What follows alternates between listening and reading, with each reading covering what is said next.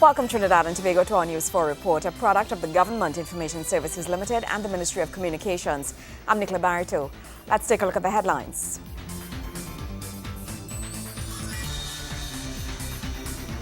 The Prime Minister in Panama for 9th World Economic Forum on Latin America, consisting of 600 leaders from government, industry, civil society and academia.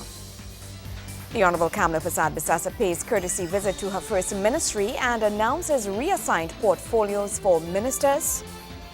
And the International Diplomatic Corps bids farewell to this country's High Commissioner, His Excellency, Garvin Nicholas.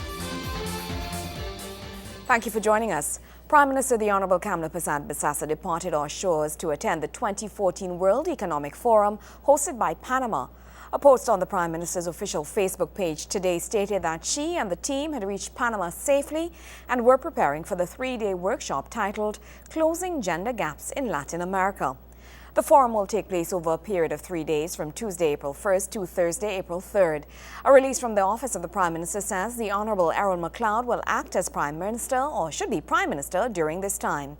The Prime Minister, the Honorable Kamla Persad-Bissessar, will attend as well as participate in several events. At the center of discussions will be the issue of women's economic empowerment in the region and avenues for advancement. The Prime Minister will also appear on Wednesday, 2nd April, as a panelist at a session titled Opening Pathways for Shared Progress. Key on the agenda for this session will be an examination of the strategies which Latin American countries are pursuing to achieve inclusive growth. Prime Minister Persad-Bissessar is scheduled to return to Trinidad and Tobago on Thursday, 3rd April. The 2014 World Economic Forum will bring together more than 600 leaders from government, industry, civil society and academia from over 50 nations to discuss the challenges and opportunities facing the region. The Honorable Kamla Persad-Bissessar has assumed the role of Minister of People and Social Development. In her first role as Minister, Mrs. Persad-Bissessar visited the ministry to meet and greet staff members on Friday. Prime Minister Kamla Persad-Bissessar visited the Ministry of the People and Social Development on Friday to meet with members of staff. The visit comes after she announced that the ministry will be added to her portfolio. Minister in the Ministry of the People and Social Development, Vanilla Allen Toppen, greeted the Prime Minister at the ministry's Independence Square headquarters. There she met with other staff for about 30 minutes, where several members introduced themselves, including Acting Permanent Secretary Simeon Yearwood, who gave the assurance to keep up their diligence in serving the people. We have just had the pleasure of our Honourable Prime Minister coming to the ministry, and we welcome her, and we assure of all our dedication and commitment to serving the people of Trinidad and Tobago. Prime Minister Persad-Bissessar in return thanked staff for their service and reminded them of the mandate of the ministry, while stating that the ministry will now be under the Office of the Prime Minister. We have done great work over the years since this ministry was created. I pointed out to you and reminded myself that in our manifesto, the People's Partnership Manifesto, that we had pledged that we will establish a Ministry of the People, and that ministry will be under the Office of the Prime Minister. That was 4 years ago, more than 4 years ago. It is now under the Office of the Prime Minister, and I look forward to working with you. I have been very impressed with the work of this ministry, with the work of the former minister in leading you and guiding you. I want to thank former Minister Glenn Ramadas Singh for the excellent work that he did during his tenure here in this ministry, and I pledge that I will do my best to carry on your good work, your great work, and I look forward to working with all of you. The Ministry of the People and Social Development was formed to address the social challenges of poverty, social inequality and social exclusion, with a mandate to develop and coordinate social sector policies and programs to ensure sustainability. Kimberly Calawan, News 4. Meanwhile, the Honorable Prime Minister has advised His Excellency Anthony Carmona, President of the Republic of Trinidad and Tobago, of several cabinet reassignments. The move is in light of the resignation of the Honorable Chandra Sharma, former Minister of Tourism. This post will now be assumed by Senator the Honorable Gerald Hadid, while Minister of Trade, Industry and Investments, Senator Vasan Barath, will now also be Minister of Communications, changing his portfolio title to Minister of Trade, Investments and Communications. News 4 continues right after the break. Stay with us.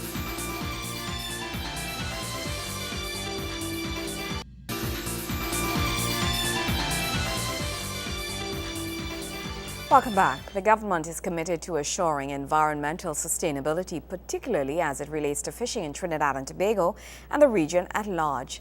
This assurance comes from Minister of Food Production, Senator the Honorable Devant Maharaj.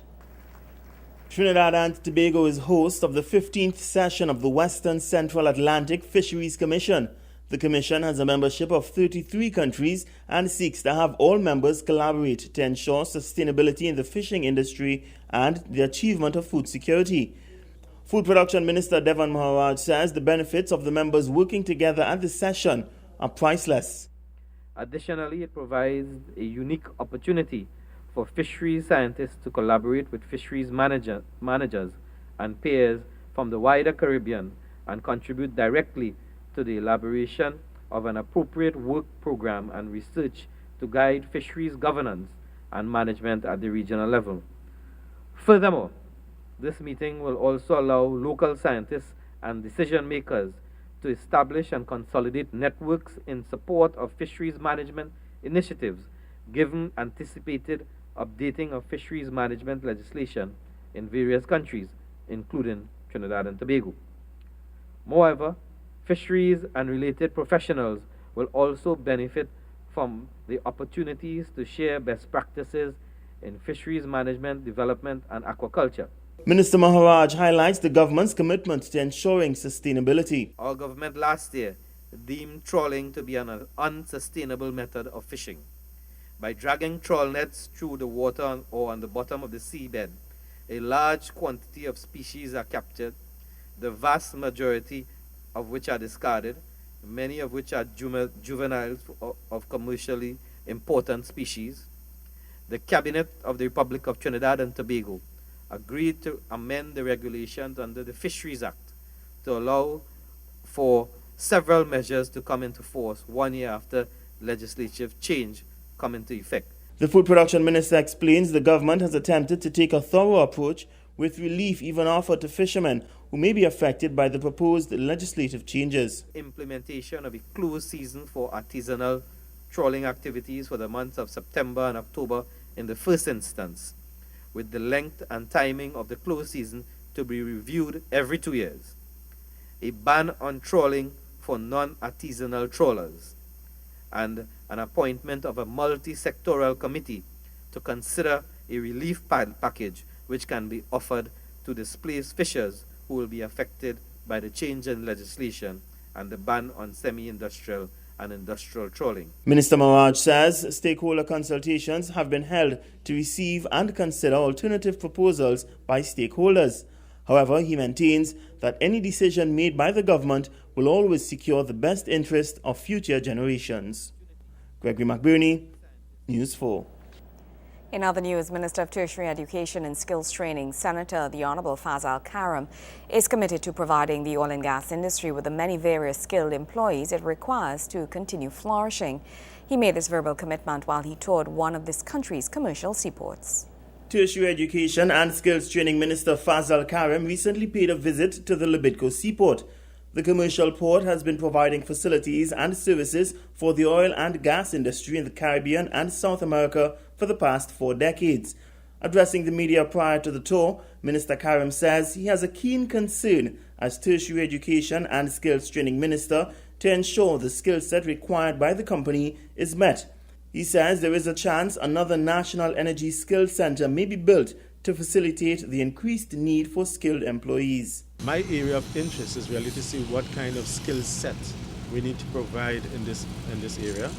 I've spoken with the Member of Parliament before, Mr. Jeffrey, and he in fact had asked as well if we consider the opening of an NESC Center on the Santa Flora side, on the other side of the Librarian constituency.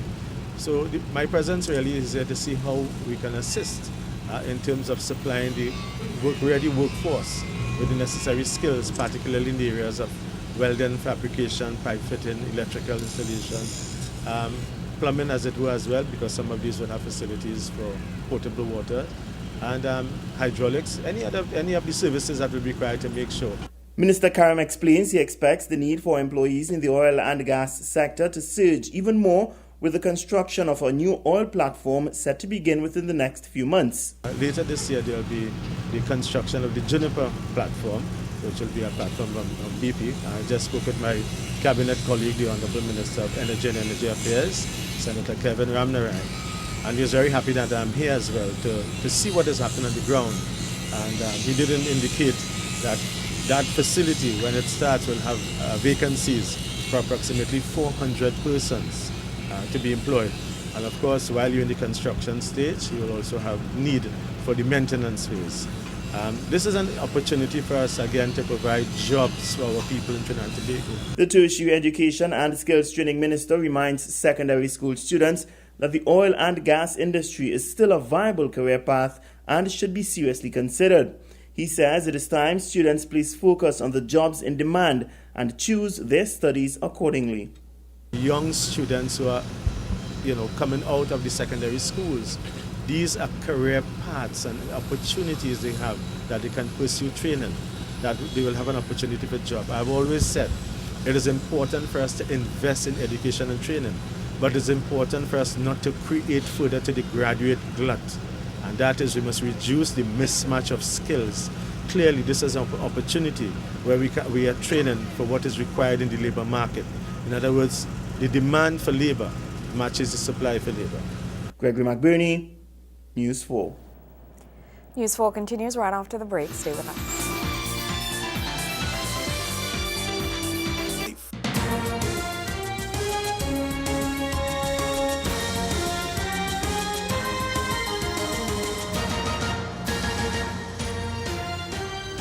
The West Indies stormed into the semi-finals of the T20 World Cup with the annihilation of Pakistan. Once again, it was the big hitting of Darren Sammy and Dwayne Bravo at the end of the innings which set up the victory as the regional team amassed a competitive 166 for 6 in their 20 overs, with Bravo cracking 46 and Sammy 42 off 20 balls being the top scores. The run chase never got going for the Pakistanis as the defending champions employed some tight bowling, coupled with excellent glove work from wicketkeeper Dinesh Ramdin, who had 4 stumpings. The Trinbago spin duo was virtually unplayable, with Samuel Badri taking 3 for 10 with his 4 overs, while Sunil Narine took 3 for 16. Krishna Santoki and Andre Russell were also quite economical with a figure of 2 for 9 and 2 for 15 respectively, as Pakistan could only reach 82 all out in 17.5 overs. The West Indies are romping into the semi-finals with a crushing 84-run victory. They will play Sri Lanka on Thursday. News 4 continues right after the break.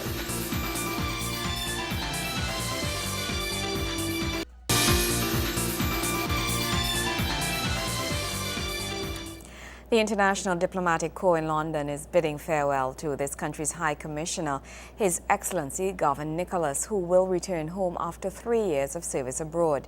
Several dignitaries came together at the Royal Garden Hotel in Kensington to pay tribute to the High Commissioner, including the London High Commissioner for St. Vincent and the Grenadines and Vice Dean of the CARICOM Corps, His Excellency Senor Lewis.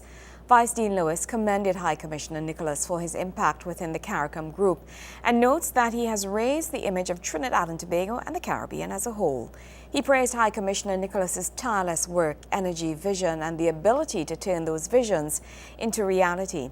High Commissioner Nicholas thanked the members of the Diplomatic Corps for their support throughout his tenure. One of his last acts as High Commissioner is the issuing of an appeal for greater cooperation. He says, quote, "In this rapidly evolving world, it is clear that strong diplomatic relations are more important than ever. It is imperative that we all stand firmly united so that we may see our dreams for our beloved nations and indeed the world come to fruition. We have laid a strong foundation for cooperation and understanding, and we must forge ahead tirelessly in pursuit of the peace and justice we all wish for our world." End quote. Well, that's how we wrap up this edition of our News 4 Report, a product of the Government Information Services Limited and the Ministry of Communications. I'm Nicola Barito. Thank you for joining us.